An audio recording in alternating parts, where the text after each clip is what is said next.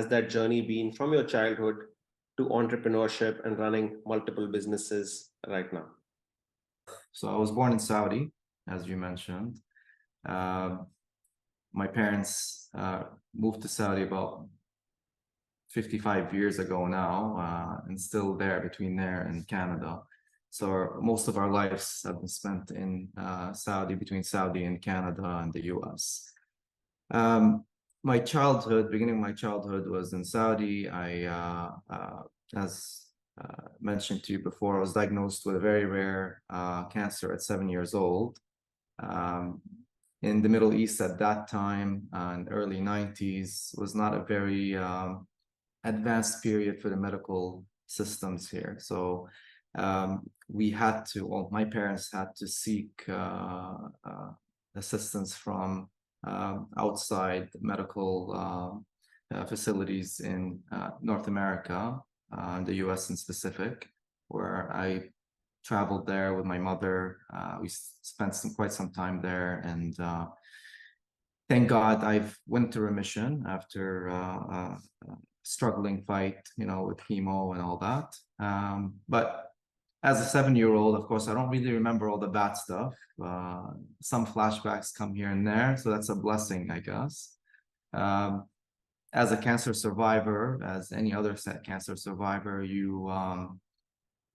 just tend to live with the side effects and late side effects that come through from the treatment, which is bearable. You just have to fight through it and just stay positive. So very shaky start to my childhood.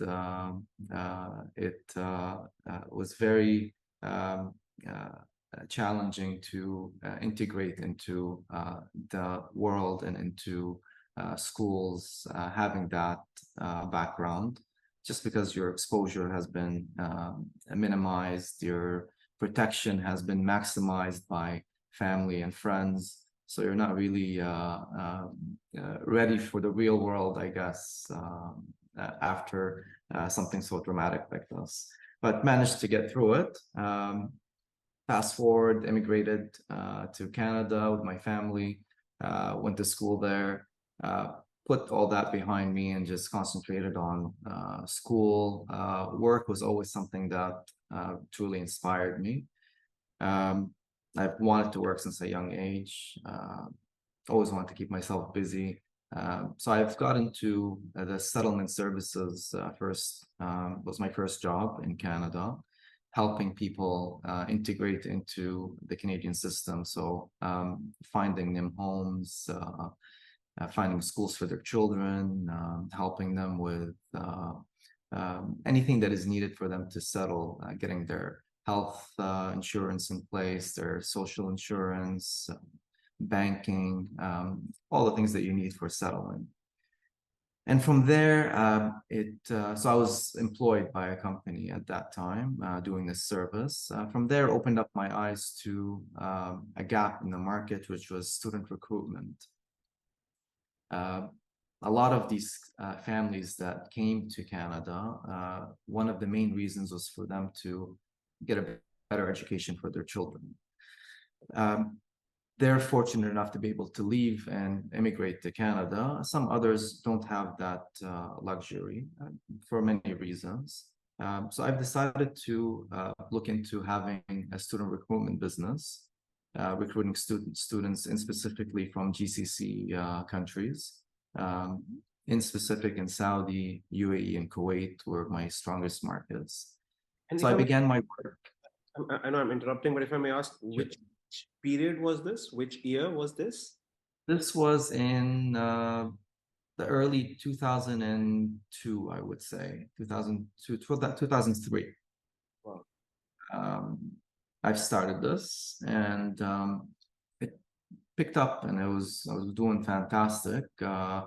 In specifically dealing with sponsored students by the Ministry of Higher Education in those countries. So there was programs from the Ministries of Higher Education to send local students abroad to get their education, especially in medicine, engineering, these type of degrees. abroad. And from there, business became bigger and grew bigger. And then obviously, as any business grows, you look to scale up a bit more. Then my attention drifted to immigration.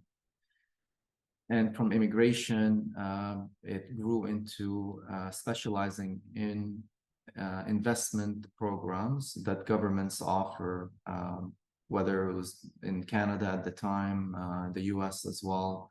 And then from there, grew into Europe, as well as the Caribbean programs. And fast forward brings us to today, where we operate in 60 plus countries with local offices and partner offices as well. We cater to about close to 18 programs globally for immigration, residency programs, golden visas, as well as citizenship programs, which are very popular nowadays, which is in the Caribbean, St. Kitts, Dominica. And since our business is very detailed to high net worth and ultra high net worth professionals, exposed you to a lot of businesses. You learn about a lot of new things. You learn a lot of cultures, giving our exposure in our markets. It's just a business that I truly enjoy.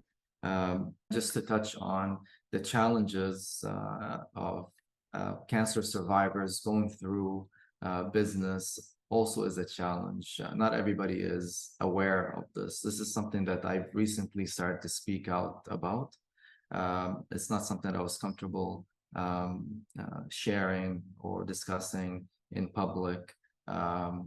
But it comes a time where you realize that it's an experience that you've been through that you can pass down for people to actually learn from, and feel that others to feel that they're not alone in this as well, if they have gone through something like this, or someone they loved has gone through something like this.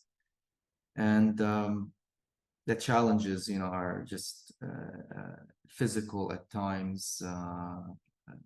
Sometimes they're mental, and all these things are managed by professionals, of course, but also by healthy environments, and always having in the back of your mind that you cannot give up and you have to keep going. You made it this far, which was the bigger challenge than anything else, really, is being alive and being here.